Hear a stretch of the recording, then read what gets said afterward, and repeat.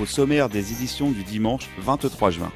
Ce dimanche, les Bleus affrontent les Brésiliennes au Stade Océane du Havre. Oui, c'est la bonne surprise de ce huitième de finale.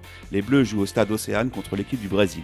Au Havre, la ferveur populaire est montée au fil des jours. Comment la ville normande, hôte de cette Coupe du Monde féminine de football, s'est-elle mise au diapason de cette rencontre vedette?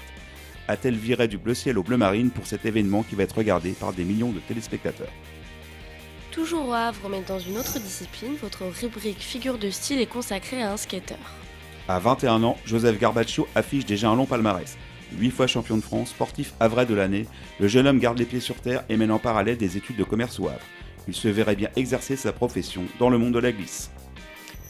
Eux, ils ont glissé dans les airs à pause. Toute l'année, Stéphane Fermé, ex-champion de cerf-volant, anime des ateliers dans les écoles de l'Eure. Cette semaine, 1 millier d'élèves venus de 44 classes se sont retrouvés à la base de loisirs pour faire voler leurs machines.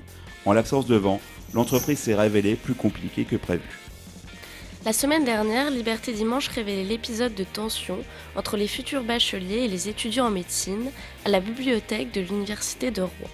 Oui, et depuis, les lycéens ne sont plus les bienvenus dans cette bibliothèque où par tradition, ils pouvaient venir réviser. L'épisode démontre l'absence de structure adaptée à la préparation au travail en groupe à Rouen. Si des villes comme Évreux et Le Havre ont semble-t-il trouvé des solutions, Rouen reste à la traîne. Nous avons essayé de comprendre pourquoi.